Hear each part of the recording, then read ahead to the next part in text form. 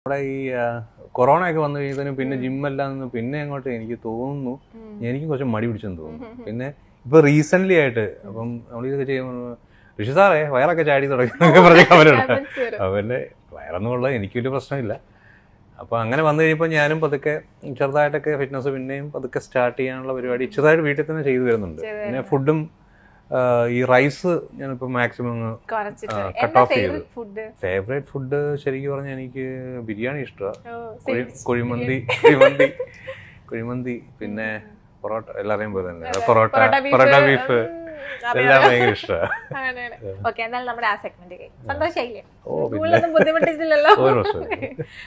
അടുത്ത റൗണ്ടിൽ എന്ന് പറയുന്നത് A to Z ആണ് നമ്മുടെ റൗണ്ടിന്റെ പേര്. ഈ പറയുന്ന കാര്യത്തിന്റെ തുടക്കവും അവസാനവും പറയണം. അതായത് ഈ ഇത് ലൈഫിൽ സംഭവിച്ചിട്ടുള്ള ഏറ്റവും ആദ്യത്തെ ഏതാന്നും അവസാനം ഇപ്പൊ റീസെന്റ് ആയിട്ട് സംഭവിച്ചിട്ടുള്ള ഏതാന്നും പറയണം. ഓക്കെ, ഫസ്റ്റത്തേത് ചെല്ലപ്പേരാണ്. ചെല്ലപ്പേര് എനിക്ക് അങ്ങനെ വലിയ ചെല്ലപ്പേരൊന്നും ഇല്ലായിരുന്നു സത്യം പറഞ്ഞാല്. നല്ല പേരുണ്ടായിരുന്നു, അതായത് സ്കൂളിൽ പഠിക്കുന്ന സമയത്ത്.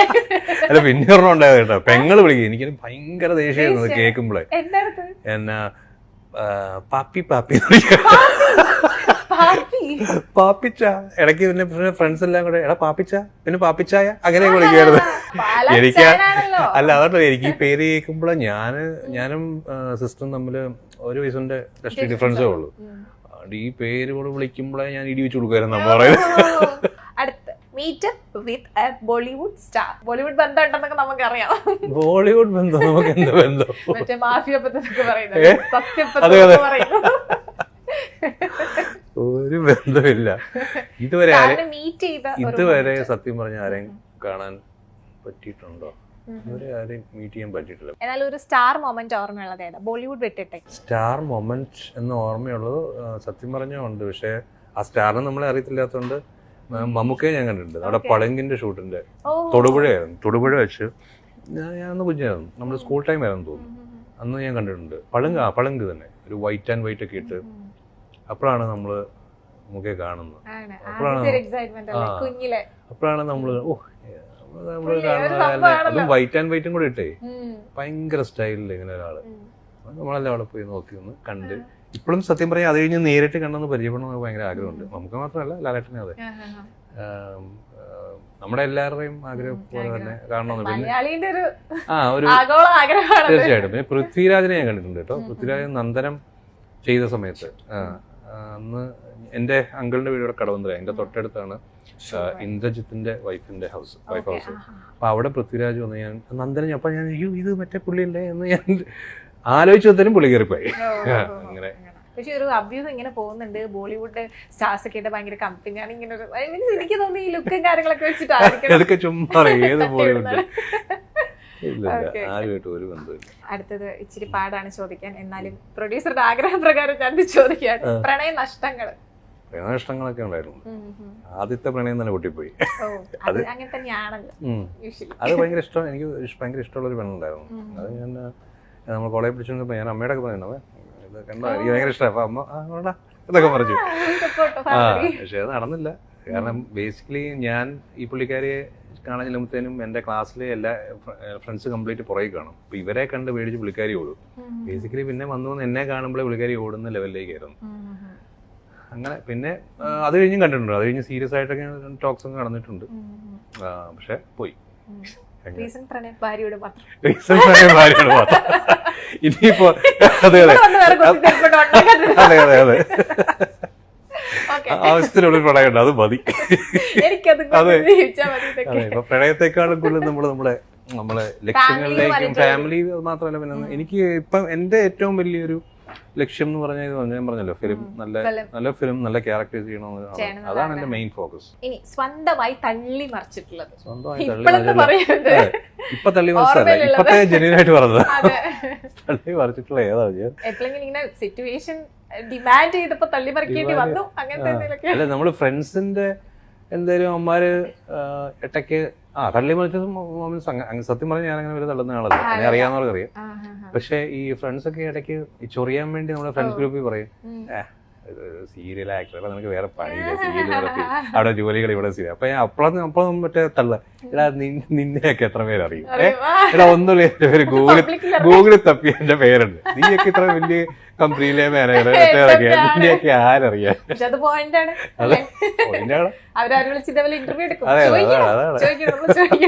അൻഷിതയുമായി സെറ്റിൽ വഴക്കുണ്ടാക്കിയത്? സെറ്റില് അങ്ങനെ വഴക്കൊന്നും ഉണ്ടായിട്ടില്ല, അല്ലാതെ തല്ലൊക്കെ കൂടിയിട്ടുണ്ട്, അല്ലാതെ അടിക്കുണ്ടായിട്ടുണ്ട്. സെറ്റിൽ അങ്ങനെ സത്യം പറയാ, സെറ്റിൽ നമ്മുടെ അവിടെ ആരുമായിട്ടും അങ്ങോട്ടും ഇങ്ങോട്ടും അങ്ങനെ പ്രശ്നങ്ങളൊന്നും ഇല്ലാത്തൊരു സെറ്റാണ്, ഇതുവരെ ഉണ്ടായിട്ടില്ല.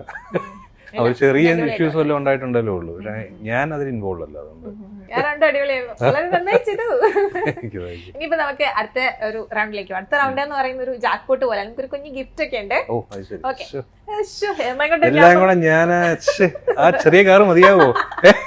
അവസാനം പോകുമ്പോ എന്നെ തല്ലാണ്ടിരുന്ന ഫൺ ആൻഡ് വിൻ എന്നാണ് ഇതിൻ്റെത്. ഇതിൽ 2 ക്വസ്റ്റ്യൻ ഉണ്ടാവും, ഒരു ടങ് ട്വിസ്റ്ററും ഒരു കുസൃതി ചോദ്യം. അപ്പൊ ഈ ടങ് ട്വിസ്റ്ററോ അല്ലെങ്കിൽ കുസൃതി ചോദ്യം ഏതെങ്കിലും ഒന്നിന് ആൻസർ പറയുകയാണെന്നുണ്ടെങ്കിൽ ഗിഫ്റ്റ് കിട്ടും, 2നും ഫെയിൽ ആവുകയാണെങ്കിൽ പിന്നെ പറയണല്ലോ, ഇങ്ങോട്ട് തന്നാ മതി. ഓക്കെ, പോവല്ലേ? എന്തൊരു എനർജി കുറവ് ഉണ്ടല്ലേ? ഫസ്റ്റത്തെ ടങ് ട്വിസ്റ്ററിലോട്ട് പോവാം. നാവുരുളി കേട്ടോ എന്ന് പറഞ്ഞു. നാവുരുളി. ഓക്കെ. രാമമൂർത്തിയുടെ മൂത്ത പുത്രൻ കൃഷ്ണമൂർത്തി. രാമമൂർത്തിയുടെ മൂത്ത പുത്രൻ കൃഷ്ണമൂർത്തി. രാമമൂർത്തിയുടെ മൂത്ത പുത്രൻ കൃഷ്ണമൂർത്തി. 3 പ്രാവശ്യം ഫാസ്റ്റ് ആയിട്ട്. രാമമൂർത്തിയുടെ മൂത്ത പുത്രൻ കൃഷ്ണമൂർത്തി. രാമമൂർത്തിയുടെ മൂത്ത പുത്രൻ കൃഷ്ണമൂർത്തി. രാമമൂർത്തിയുടെ മൂത്ത പുത്രൻ കൃഷ്ണമൂർത്തി. ഞാനേ ഇത് തെറ്റിച്ചാണ് പറഞ്ഞോണ്ട്.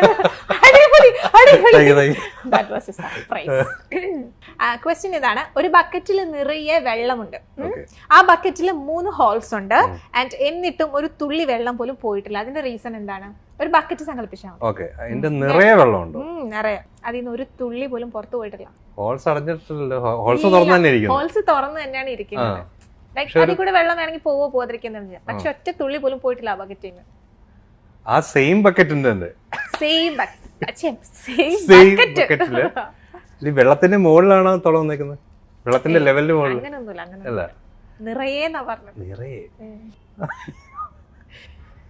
ഞാൻ ആദ്യം കണ്ടുപിടിക്കും ഈ ആൻസർ എന്ന് പറഞ്ഞിട്ട് വന്ന് വേലത്ത് ചിലപ്പോ തെറ്റി പറഞ്ഞു, ഇപ്പൊ നേരെ തിരിച്ചായി.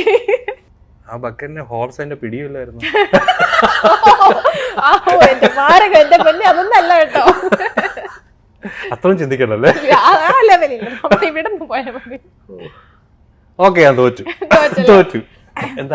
ഒന്നും കൂടി ഞാൻ സ്ട്രെസ് ചെയ്ത് പറയാം, അപ്പൊ എന്തായാലും കിട്ടും. എന്തായാലും തോറ്റ് സമ്മതിച്ചല്ലോ. ഒരു ബക്കറ്റിൽ നിറയെ വെള്ളമുണ്ട്. വെള്ളമുണ്ട്, അത് ശരി. ശരി, അതാണ് ഞാൻ സ്ട്രെസ് ചെയ്ത വെള്ളമുണ്ട്. ദൈവമേ, ഇത് മറ്റേ നമ്മുടെ ജയറാമേട്ടൻ പറയുന്ന പോലെ മറ്റേ ഇതിന്റെ പരസ്യം പോലെ രാംരാജ്, നമ്മുടെ അഭിമാനമുണ്ട്, ആ മുണ്ടായിരുന്നു ഈ മുണ്ട്. പക്ഷെ എന്തായാലും ആള് ഫസ്റ്റത്തെ ടങ് ട്വിസ്റ്റർ ശരിയാക്കിയതുകൊണ്ട് സമ്മാനമുണ്ട്.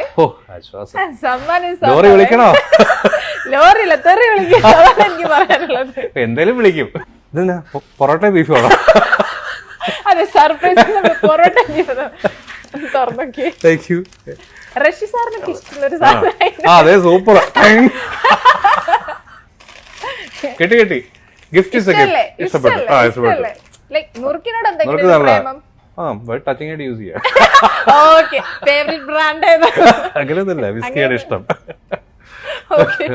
അപ്പൊ എന്തായാലും അടിപൊളിയായിരുന്നു. ഗിഫ്റ്റ് ഒക്കെ ഇഷ്ടപ്പെട്ടില്ല? ഞങ്ങൾ കഴിഞ്ഞ പ്രാവശ്യം കടലമുട്ടായി കൊടുത്തു, എന്തായാലും അതിനേക്കാളും ഞങ്ങൾ അതുകൊണ്ട് പ്രശ്നമില്ല. അടുത്ത ഫൺ അൺലിമിറ്റഡിന്റെ ലാസ്റ്റ് റൗണ്ട് ആണ്. ഈ റൗണ്ടിന് ഒരു പ്രത്യേകത ഉണ്ട്, ഇത് കോൾ ഓൺ ഡിമാൻഡ്. ഓക്കെ, എല്ലാ കഥയിലും നായകന്മാർക്ക് നല്ല ശക്തരായ വില്ലന്മാരുണ്ടാകുമല്ലോ. ദാ ഇവിടെ ബിബിൻ ചേട്ടന്റെ ഒരു വില്ലൻ വന്നിട്ടുണ്ട്. എന്താ സർപ്രൈസ് ആയോ? ഷോ അത് ഇങ്ങനെ ചോദിക്കണ്ടല്ലോ, എന്താ സർപ്രൈസ് ആയോ? അത് വേണ്ട, നമുക്ക് ഒന്നും കൂടി മോഡുലേഷൻ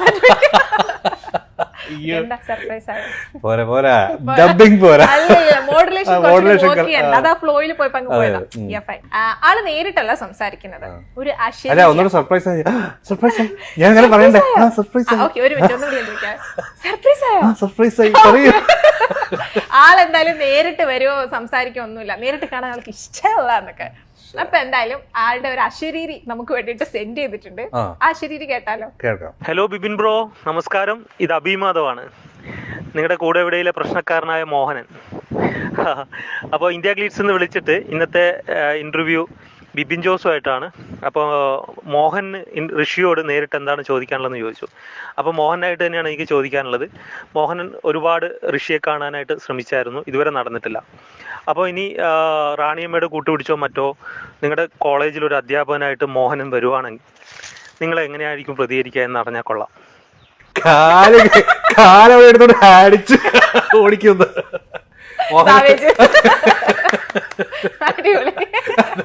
ബംഗാളി കോളേജിലെ കോമ്പൗണ്ട് കണ്ടാൽ അല്ലെ ഉള്ളവരെ തന്നെ സഹിക്കാൻ പറ്റത്തില്ല. അപ്പൊ മോഹൻ എന്നാലും പോരാ, നമുക്ക് അവിടെ ചങ്കം വെട്ടാം.